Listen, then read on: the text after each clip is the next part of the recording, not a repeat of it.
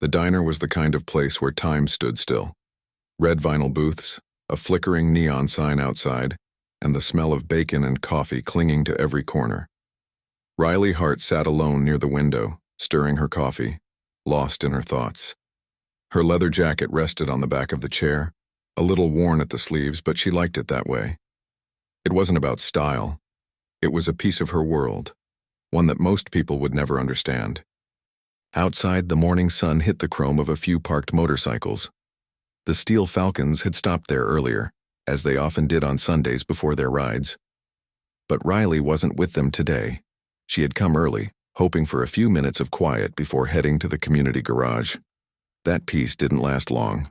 The diner door burst open and laughter crashed through the silence like a rock through glass. 5 guys walked in, loud, confident, carrying their skateboards under their arms. Caps backward, cameras in hand, already recording. They called themselves the Drop Crew, a group of small-town skaters who made prank videos for social media, the kind that got thousands of views but no real respect. They loved chaos, and today Riley was just another target. "Yo, check this place out," said Jake, the tall one with a smirk that could sell trouble. Old-school diner vibes. Perfect for a clip. Another guy, Troy, pointed toward Riley. "Look at her. Leather jacket, sitting all serious. You think she's one of those biker chicks?" They laughed. Loud. Too loud. Riley didn't even look up. She kept sipping her coffee. Jake grinned. "Hey, Miss Tough Girl, you waiting for your gang? Or did they leave you behind on the road?" His friends snickered, filming her reaction, but she didn't give them one. That silence, calm, steady, bothered them more than anger would have. Jake stepped closer, resting his skateboard against her booth. "Come on, don't ignore us. We're just talking." Riley finally looked up. Her eyes were calm, but sharp, the kind that didn't need to say much to be taken seriously. "Then talk to someone else," she said quietly. "You're out of your depth." The laughter stalled for a second. Jake blinked, then chuckled, pretending not to feel that sting. "Whoa, attitude. Hey, we're just having fun here, no harm." He reached down and picked up a napkin from her table, the one she had been sketching on. "Wait, are you drawing bikes? Oh man, this is cute. Look, she thinks she's one of them." Before he could finish the sentence, Riley stood up. She wasn't tall, but her posture made everyone in the room straighten up. "Put that down," she said. The tone in her voice wasn't loud, but it carried weight, the kind that made waitresses pause and the cook peek through the kitchen window. Jake hesitated. Then he laughed again, trying to play it off. "Relax. It's just a drawing." He didn't notice the sound at first, that distant rumble were growing outside the diner. But Riley did. So did the waitress, who quietly stepped back from the counter. Engines. 2 of them. Deep, heavy, and close. The laughter died. The rumble grew louder until it stopped right outside the diner door. Everyone turned their heads at the same time as the bell over the entrance jingled. 2 men walked in, both in black leather vests with a silver falcon patch stitched on the back. Their boots echoed on the tile floor. The taller one scanned the room slowly before his eyes landed on Riley. His face softened instantly. "Everything okay, Princess?" he asked, voice low but powerful. Jake's smirk vanished. He stepped back, dropping the napkin. Riley crossed her arms, calm again. "Everything's fine, Diesel, just finishing my coffee." The man named Diesel Meese turned to the skaters. "You boys done filming?" One of them stammered. Yeah, we were just..." "Good," Diesel said. "Then delete it." The second biker, a bald guy with a scar across his jaw, added, "And if I see this clip online, I'll make sure you can't hold a camera again." The diner went silent except for the hum of the neon sign. Jake swallowed hard. He hadn't meant harm. Not real harm. But the look in those bikers' eyes told him he had crossed a line he didn't even know existed. He reached for his phone, deleted the recording, and mumbled, "Sorry. We didn't mean anything." Riley picked up her jacket and walked past them. "Next time, she said softly. Think before you laugh at strangers. The skaters stood frozen as the bikers followed her out. The engine started again, the sound rolling through the parking lot like thunder. Jake turned to his crew, his voice barely a whisper. Who was she? No one answered. The waitress, wiping a table nearby, finally muttered under her breath. That was Riley Hart. Her father runs the Steel Falcons. Jake frowned. Wait, the biker gang? The waitress looked up at him. Not a gang, a family. And you're lucky they didn't take your boards with them. Outside, the roar of motorcycles faded into the highway wind, leaving behind only silence, and the uneasy feeling that something much bigger had just been set in motion. That night, the deleted video mysteriously resurfaced online. Within hours, millions had seen it, and the world started laughing again. But this time, the wrong people were watching. End of Chapter 1. Next, the viral video, where a joke becomes a war between skaters and bikers. Jake didn't sleep much that night. At first, he thought it was just the adrenaline, the kind that hits after you almost get into a fight and realize you were way out of your league. But it wasn't just that. It was her face. The way she didn't yell, didn't cry, didn't panic. The way those bikers treated her like she was made of glass and steel at the same time. Riley Hart, daughter of the Steel Falcons leader. He lay on his bed scrolling through his phone, staring at an empty gallery. Diesel had made him delete the video right there in the diner. His guys had deleted theirs too, at least that's what he thought. Then, around 2 a.m., his notifications started buzzing. One ping, then two, then a whole waterfall of alerts. He sat up. Bro, did you get in trouble with bikers? Yo, this you? You dead bine. Skaters versus bikers, Lemuo. Jake frowned, clicked the first link. And there it was, the diner video. Not the whole thing, just the good part. The part where they were laughing, and the part where the bikers walked in like a movie. The caption read, Skaters messed with a biker princess. It already had 48,000 views. Jake's stomach dropped. Who posted this? He jumped into the group chat. Jake, who leaked the vid? Troy, wasn't me. Miles, I deleted mine. Lexi. Jake. Lexi? Lexi. I sent it to Kayla to show her the jacket. I swear I didn't think she'd post it. Jake. Lexi. Lexi. It was funny. Jake. They said don't post it. Lexi. Too late. It's everywhere. Jake ran a hand through his hair. Great. Freaking great. He clicked refresh. 62,000 views. People were stitching it, slowing it down, putting dramatic music over the part where Diesel walks in. Someone even commented, That's Hawk's girl? These kids are done. Don't mess with Falcon family. Jake didn't know who Hawk was yet. He only knew one thing. People were scared of him. And now his face, laughing, was on the internet attached to the problem. He threw on a hoodie, grabbed his board, and headed out even though the sun wasn't up yet. He needed to talk to his crew. The next morning, the small town was buzzing like someone had dropped a celebrity in the middle of it. The diner had more customers than usual. People were sitting around, watching the video on their phones, whispering. Riley walked in through the back door, not the front. She already knew. She had woken up to the messages too. But hers were different. Riley, you okay? Saw the video. Want me to take it down? Your dad saw it. Call me. Marcus. She didn't answer any of them. She just tied her hair, put on an apron to help in the kitchen a bit, and hoped the day would pass without her father showing up in person. She wasn't that lucky. The low rumble started around 9:15 a.m. Not 2 bikes this time. 6. They lined up in front of the diner like a row of armored horses. Chrome shining, leather vests, patches. People at the gas station across the street stared. A boy took a picture and pretended he wasn't. The door opened. This time it wasn't Diesel. It was Hawk. He didn't look like a criminal. He didn't look like a drunk biker either. He walked like a man who'd carried people through storms, gray in his beard, Scars around his knuckles, eyes that didn't have time for lies. His presence made the chatter die in seconds. Riley sighed. Of course. He spotted her right away. Kitchen, now. She followed him to the back. The other bikers stayed in the dining area, not causing trouble, just being visible. A quiet reminder. In the back hallway, Hawk turned to her, phone in hand. The video paused right on the frame where Jake snatches her drawing. Why is half the state watching a clip of my daughter being disrespected? He asked, voice low. Riley crossed her arms. Because kids do stupid things for views. And you let them?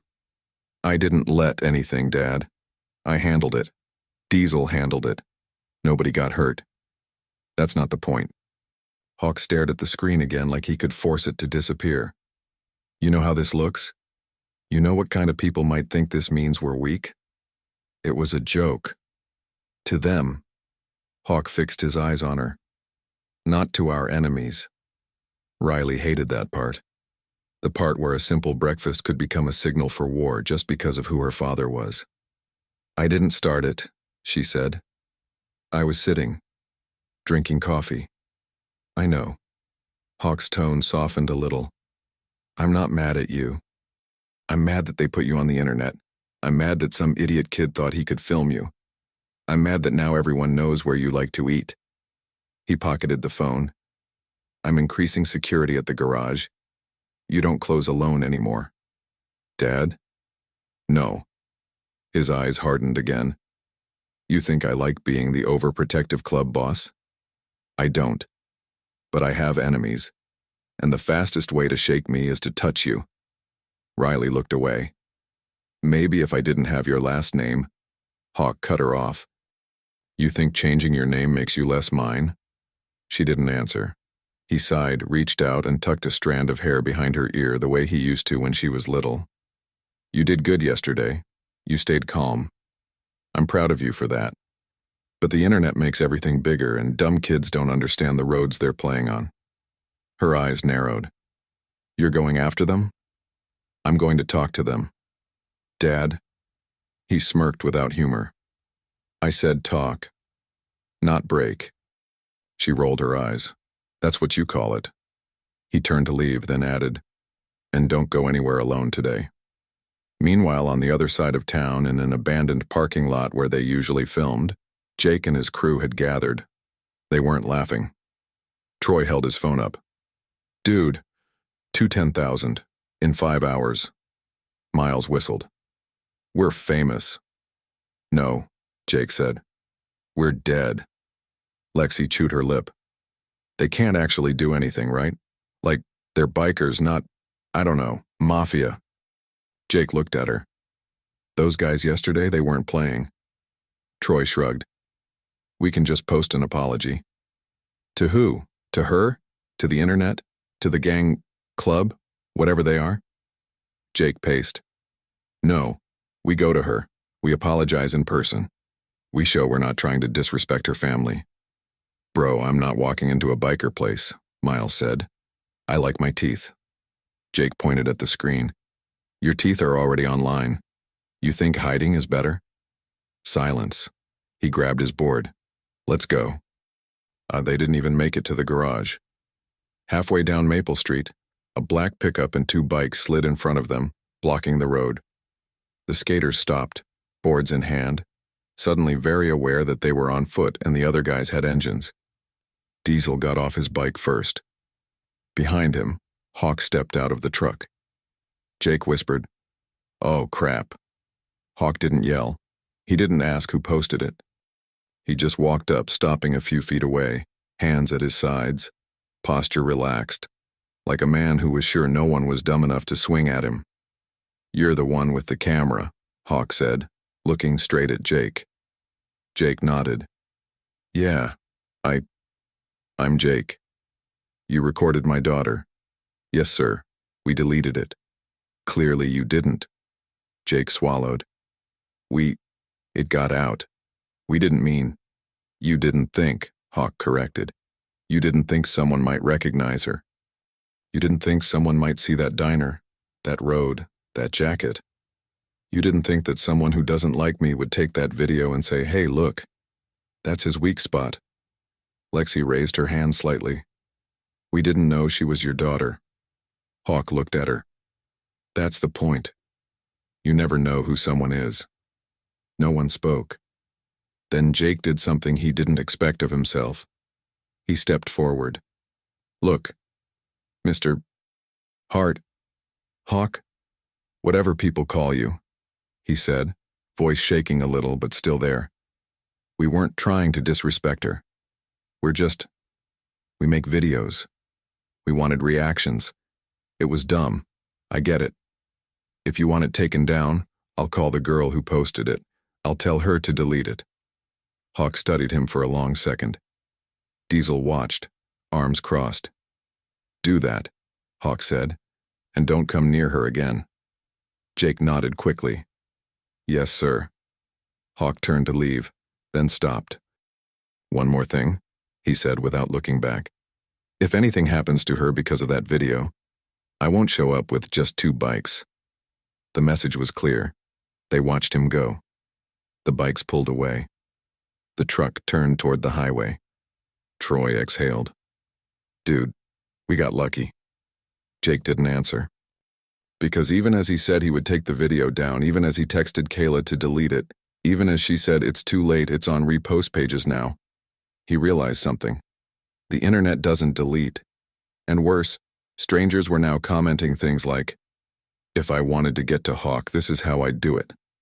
She goes to that diner every week, right? Small town, easy pickings. Jake felt his stomach twist. This wasn't funny anymore. Back at the diner, Riley was wiping the counter when her phone buzzed again. This time it was Marcus, one of the club's older members, the one who ran the community garage. Marcus. Gate was open this morning. Marcus. Lock was cut. Marcus. Nothing stolen. Marcus. Think someone was just looking around. Riley stared at the screen. Someone had been at the garage. She looked out the window at the quiet street. This wasn't about skaters anymore. Someone had seen that video and decided to go see for themselves. She texted back. Riley. I'll come help close tonight. Marcus. No, you won't. Your dad will kill me. Riley. Then don't tell him. She pocketed the phone, her jaw tightening. The video had pulled attention toward her.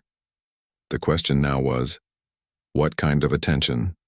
And somewhere on a phone sitting on a scratched metal desk, a stranger replayed the video again, zooming in on Riley's face, on the diner sign outside, on the motorcycles parked nearby. He smiled. Got you. By the next evening, the little town felt different. The diner, the gas station, even the streets near the old train tracks. Everyone had seen the video. Everyone was whispering about the biker girl and the skater punks. It wasn't just gossip anymore. It was tension. And tension in a town like this always found a way to catch fire. Riley was at the Upsteel Falcons community garage, tightening a bolt on an old Harley. The smell of motor oil mixed with the sound of distant thunder. But there were no clouds that day. It was just the road talking again.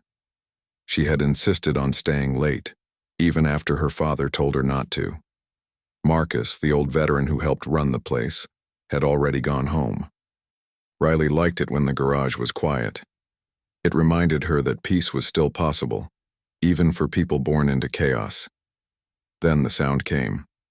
Not thunder, a truck engine. She wiped her hands, walked to the open bay door. A black pickup crawled to a stop near the fence, 2 men inside. She couldn't see their faces through the tinted glass.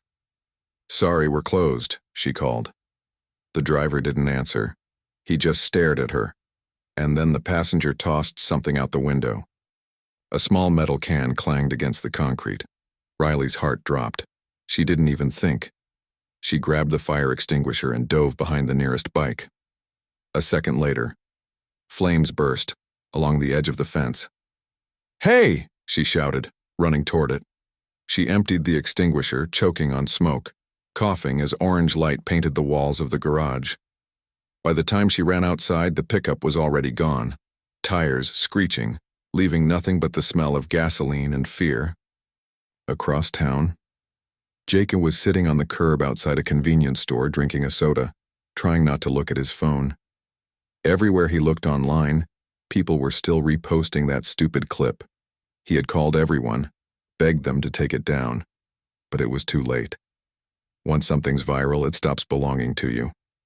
Troy came running from the corner. "Bro, you seen this?" He shoved his phone in Jake's face, a video of the fire spreading behind the garage. Smoke, flames, sirens. Jake's stomach turned. No way. "People in the comments say the skater kids did it," Troy said quietly. Jake stood up. "That's not us."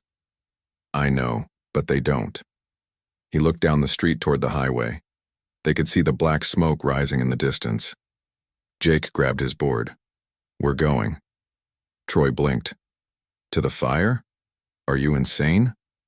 "Maybe. But if we don't show up, everyone's going to think we did it." By the time they reached the garage, half the town had gathered. The fire department had already controlled the flames, but the fence was blackened and smoke still curled through the air. And the bikers were there. Dozens of them, engines off, vests marked with "Steel Falcons," faces hard as granite. Riley stood near Marcus, coughing, her eyes red from the smoke but still sharp.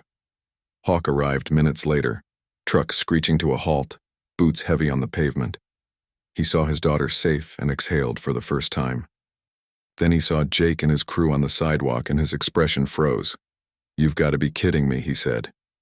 Jake raised both hands. "We didn't do this." Hawk stepped closer. "You expect me to believe that?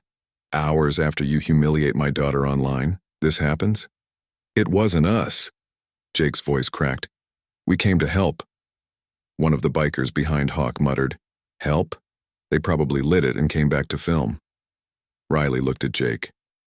His face was pale, scared, but not guilty, at least not of this. She spoke up. "Dad, let him talk." Hawk turned to her.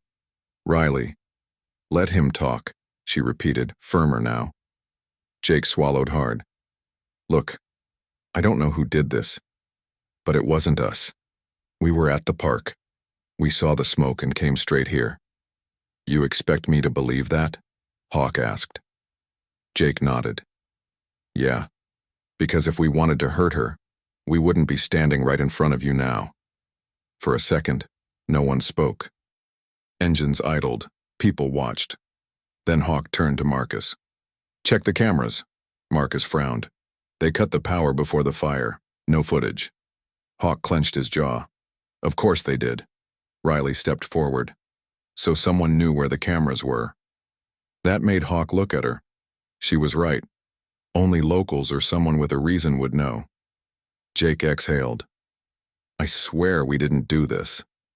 Hawk didn't answer. He just stared until Jake looked away. Then he said quietly, "Get out of here, kid," before someone loses their temper. That night, Riley couldn't sleep. The smell of smoke still clung to her hair, to her jacket, to everything she touched. She replayed the moment in her head, the truck, the sound of the can hitting the ground. Something about it didn't fit. She got up, grabbed her phone and drove back to the garage. The police tape flapped in the wind. The moonlight made the burned fence glow silver gray. She walked around the back lot and noticed something half buried in the dirt, a chain link with a piece of leather attached.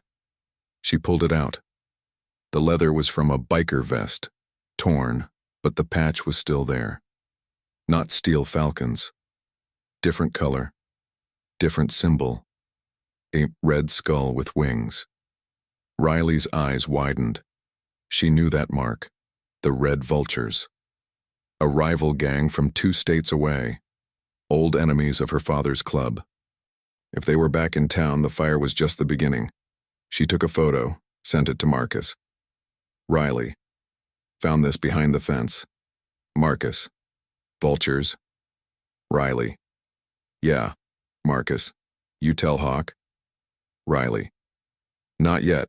He'll go after them head on. I need proof first." She tucked the patch into her pocket, turned to leave, and froze. Jake was standing by the gate. "What are you doing here?" she asked. He held up his phone. "I saw your car. Thought maybe you'd need help." Riley hesitated. "You shouldn't be here." "Neither should you." She exhaled, almost smiled. "You're right." He noticed the burn marks on her hands. "You okay?" "I will be." She showed him the torn patch. "This wasn't your crew. It was someone else. A biker gang that hates my dad." Jake stared. "So they're framing us." "Looks like it." He rubbed the back of his neck. "Great. Internet hates me, your dad hates me, and now a biker gang probably wants to run me over. You could have stayed home." He met her eyes. "Yeah, but then who would help you prove it?" Riley didn't answer, but for the first time since the fire, she felt something other than fear. Hope. As they walked toward her car, a shadow moved near the alley. Someone had been watching them. A figure in a black hoodie, phone raised, recording every word. He whispered into his mic, "She's onto us." Then he sent the video to someone labeled Vulture 01 and disappeared into the dark. The morning after the fire, Riley woke up to the sound of her phone buzzing nonstop. She reached for it half asleep and froze when she saw her screen. Hundreds of notifications, dozens of messages, her name everywhere. A video. Again. She tapped play. It was her, standing at the burned garage the night before, talking to Jake, laughing a little, holding up the torn patch. But the audio was twisted, edited, her voice distorted to make it sound like she was confessing something. "Yeah, it was the skaters. Dad can't know, we burned it ourselves." Her chest tightened. "What?" She replayed it, over and over. The cuts, the transitions, the captions in red letters. Biker's daughter betrays her father. Steel Falcon's princess caught lying. Riley's hands shook. The video had over 200,000 views already. Comments exploding with hate, threats, and disbelief. Some bikers were already commenting too. "If that's true, she's no daughter of Hawk. I can't believe she'd side with those punks." Her stomach turned. She'd been framed. Meanwhile, Jake sat on the back steps of the skate park, staring at his phone. He watched the same video play again and again. His face blurred, hers clear as day. He knew it was fake. He was there. But the internet didn't care. Troy paced in front of him. "Man, this is bad.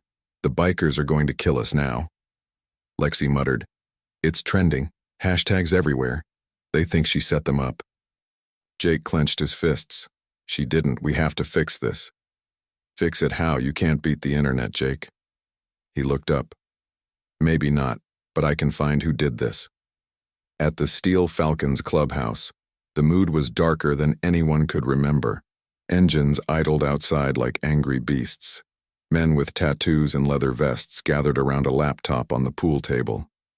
Diesel hit pause on the video. "That her?" Hawk stared at the frozen frame. His daughter, under smoke and moonlight, holding a rival gang's patch and talking to that skater kid. He didn't want to believe it, but the whole club was watching, waiting for his word. "Could be fake," Marcus said carefully. "Audio's chopped. Cuts are weird." Another biker, Brick, slammed his fist on the table. "Fake or not, people believe it. Makes us look like fools." The air was heavy. One bad call and the entire club's reputation could burn faster than that fence had. Hawk rubbed his face. "She wouldn't do this," he said quietly. "Not Riley." Brick crossed his arms. "You sure, boss? She's been talking to that kid. Maybe he offered her." "Finish that sentence," Hawk growled. Brick didn't. Hawk pushed away from the table, grabbed his keys, and headed for the door. Diesel followed him. "Where are you going?" "To find her," Hawk said, "before someone else does." Riley drove out of town, tears of frustration in her eyes. Every message, every headline hit like a punch. She pulled over near an abandoned gas station trying to breathe. Her phone buzzed again. Jake. She hesitated, then answered. Did you see it? She asked. Yeah, he said, voice low. I saw. It's not real. Tell that to everyone else. I'm trying, Jake said. Someone edited it. I found an account that posted it first. Name's Vulture01. Does that mean anything to you? Her heart stopped. Vultures, that's them. The gang behind the fire. Then we can prove it. We find them. We show the real footage. Riley shook her head. You don't get it. They're not like you. They don't play games, Jake. Neither do I. She almost smiled. He didn't sound like the reckless prankster from before. There was steel in his voice now. Meet me at the garage in an hour, she said. We'll start there. Back in town, Hawk pulled into the diner's parking lot. He spotted Riley's car driving away and followed at a distance, tires crunching on gravel. He didn't know where she was going, but the look on her face told him she wasn't running. She was chasing something. Damn it, kid, he muttered. You're just like me. When Riley and Jake arrived at the garage, it was quiet except for the creak of the burned fence in the wind. They stepped inside, flashlights cutting through the dark. Jake pointed at the office. That's where they must have planted the camera. Riley walked in and found a laptop under the desk. Charred but intact. She powered it on. Static. Then a folder appeared. Security backups. Her pulse quickened. Inside were clips from the night of the fire, untouched. She opened one. The footage showed the black pickup pulling up, the man tossing the can, the explosion, clear as day. Then a flash of a logo on his jacket, the mighty red skull with wings. Proof. Jake grinned. You found it. Before she could answer, a metallic click echoed behind them. Yeah, a voice said. She did. They turned. 3 men stood in the doorway, leather vests, red skull patches gleaming in the flashlight beam. The Vultures. Riley's stomach dropped. The leader, a scarred man with cold eyes, smiled. Cute little detective work. Too bad it ends here. Jake stepped in front of her. You're the ones who burned the garage. You framed her. The man laughed. And now you're going to help us finish the job. He snapped his fingers. Another man grabbed Jake, slammed him against the wall. Riley struggled, kicking, shouting, until the leader pressed a knife to her throat. Easy, princess, he said. We don't want to hurt you. We just need your daddy to come running. He shows up. We make an example. Riley's heart pounded. He'll kill you for this. The man smirked. Then he better hurry. He grabbed her phone from the table, hit record, and tilted the screen toward her terrified face. Say hi to your daddy. The red light blinked. He sent the video straight to the Steel Falcon's public page, live. At the clubhouse, Diesel's phone buzzed. He looked down, froze. Boss, you need to see this. Hawk turned. What now? Diesel held up the phone. The live feed showed Riley tied to a chair, a knife glinting under the warehouse light. A man's voice said, Come get your daughter, Hawk. We'll be waiting. The video ended. For a moment, the room went silent. Then Hawk's eyes burned like gasoline catching flame. He grabbed his helmet. Call everyone, he said. We ride. Out in the dark warehouse, Riley glared at her captors, defiant even as fear crawled under her skin. Jake sat tied beside her, whispering, I'll get us out. She looked at him, bruised, scared, but still fighting. Her voice was low but steady. We're not waiting for rescue. We're getting out on our own. He frowned. How? She tilted her chin toward the shelf behind them, where the steel wrench she dropped earlier still gleamed faintly under the light. Far away, engines ignited, one by one.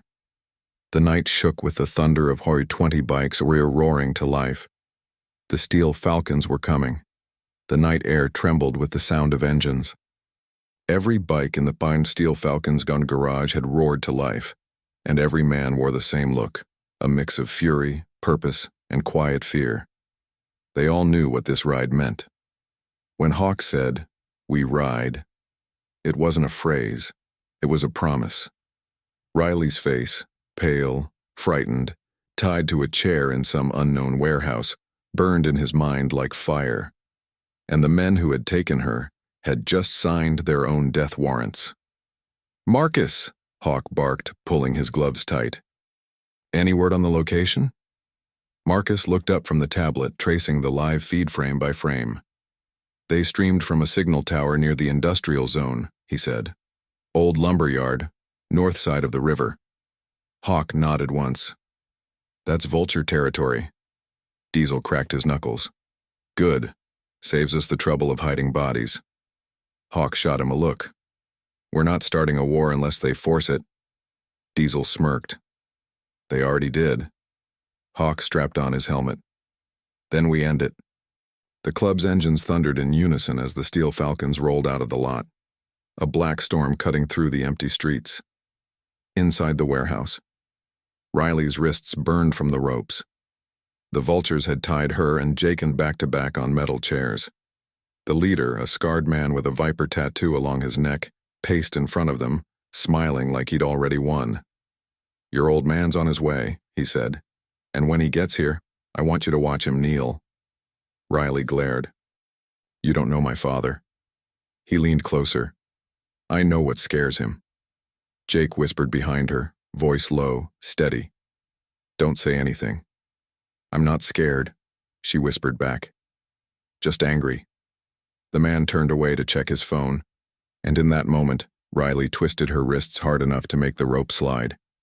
Her skin tore, but she didn't stop. Every inch of pain just pushed her harder. The ropes loosened. "Keep talking," she whispered to Jake. "Distract them."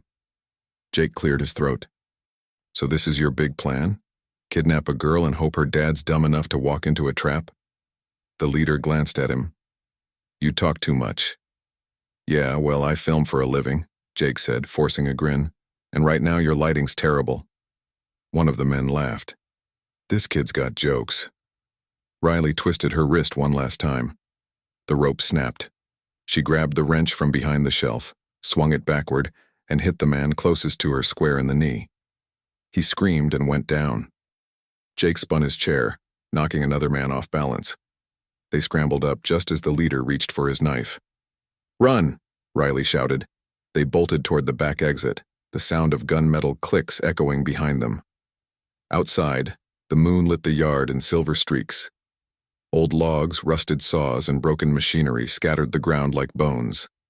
They ran, hearts pounding, searching for an escape. A shot rang out. Wood splintered beside Riley's head. "Move!" Jake yelled, pulling her toward a line of storage containers. They ducked behind one, panting. "They'll catch us," Riley whispered. "Not if your dad gets here first." She gave a half laugh, half sob. "If he sees you here, he'll kill you too." "Guess I'll die useful then," Jake said, smiling despite the fear. Miles away, the Falcons tore down the main highway, headlights slicing through the dark. The wind carried the sound of thunder and vengeance. Hawk's eyes stayed locked on the road, but his mind raced with every possible scenario. Every second counted. Diesel rode beside him, yelling over the noise. "You sure she's still alive?" Hawk's voice came like gravel. "She's my daughter. I'd feel it if she wasn't." They crossed the bridge, neon reflections flickering across chrome tanks. Marcus's voice came through the earpiece. "Visual confirmation. Warehouse ahead. East entrance guarded." "Copy," Hawk said. "No guns unless necessary." "We get her out first." At the lumber yard, the vultures gathered near the gate armed with bats and chains. They heard the roar before they saw the headlights. Then came the sound that made even hardened men take a step back. 20 motorcycles. Closing in fast. The Falcons burst through the gate, engines screaming, tires spitting gravel. Hawk was in front, shotgun in one hand, eyes blazing. The vultures scattered for cover as bikes circled them like hunting wolves. "Steel Falcons!" one of them yelled. "Fall back!" Too late. Diesel swung off his bike, catching a man across the jaw with his helmet. Marcus tackled another to the dirt. Engines howled, fists flew, steel clashed against steel. It was chaos, controlled chaos. Hawk didn't stop. He kicked through the warehouse door, calling out, Riley! Her voice answered from outside, weak but determined. Here! He spun, saw her running with Jake toward him, two vultures chasing from behind. He raised his shotgun, fired into the air. The echo froze everyone in place. Touch her again, he growled, and I'll bury you where you stand. The vultures hesitated, long enough for Diesel to grab one by the collar and send him flying into a pile of crates. Riley ran into her father's arms, shaking, breathless. I'm okay, she said, her voice breaking. I'm okay. Hawk held her tight for 1 second, then looked over her shoulder at Jake. You, he said coldly. You shouldn't be here. Jake wiped blood from his lip. Maybe not, but if I wasn't, she'd still be tied up in there. For the first time, Hawk's eyes softened, just a little. Fair point. By the time the police arrived, the vultures were gone. Their trucks burned, their pride shattered. The Steel Falcons didn't wait for applause. They just made sure their people were safe. Riley sat on the back of a bike, hands still trembling, watching as the flashing red lights painted the night. Jake stood a few feet away, leaning on his board, exhaustion and relief mixing on his face. She walked over. You didn't have to come. He smiled. Yeah, I did. You could have been killed. So could you, he said quietly. But I wasn't going to let that happen. She looked down, half smiling. You really are bad at staying out of trouble. Guess I hang out with the wrong crowd. They both laughed. Weak, but real. Across the lot, Hawk watched them, arms crossed. Diesel nudged him. You gonna let her talk to him? Hawk exhaled through his nose. She's earned the right to talk to whoever saved her life. He walked over, stopping in front of Jake. You got guts, kid, he said. But guts get you killed. So next time, think before you run into a gunfight. Jake nodded. Yes, sir. Hawk grinned faintly. Good answer. As the last sirens faded into the night, Riley looked at the scorched warehouse and then at her father. What now? Hawk placed a hand on her shoulder. Now we rebuild, and this time we make sure they never come back. Jake glanced between them. You'll need help. Hawk raised an eyebrow. You offering? Jake shrugged. My crew's got cameras, hands, and wheels. We can turn that into something useful. Riley smiled. You mean, no more prank videos? Jake shook his head. No more pranks. From now on, we film people who actually deserve attention. The good kind. Hawk smirked. You might not be as stupid as I thought. And the night was quiet again. The stars hung low above the highway. The sound of engines faded into the distance. Not in rage this time, but in peace. For the first time in days, Riley felt safe. Not because she was untouchable, but because she wasn't alone. She had her father, her club, and now, maybe, a few unexpected allies who'd learned that courage wasn't about the road you rode, but the choices you made along the way. 2 weeks had passed since the night of the rescue. The smell of burned wood was gone from the old lumberyard, replaced now by the sound of hammering, laughter, and engines. The Steel Falcons community garage was rising again, bigger, stronger, brighter. And this time, the bikers weren't rebuilding alone. On one side of the lot, men in leather vests welded new gates. On the other, Jake Yaws and his skate crew painted murals on the outer walls. Bold colors, flames, wings, and the words, "Ride with respect." Kids from town stopped by just to watch. For once, bikers and skaters were working side by side, and nobody looked scared. Riley wiped sweat from her forehead and leaned against a pile of boards, watching Jake argue with Lexi over spray paint colors. You think orange fits the theme? Lexi asked. Jake frowned. It's not about the color, it's about the message. Riley chuckled. Since when do you care about messages? Jake smiled without looking at her.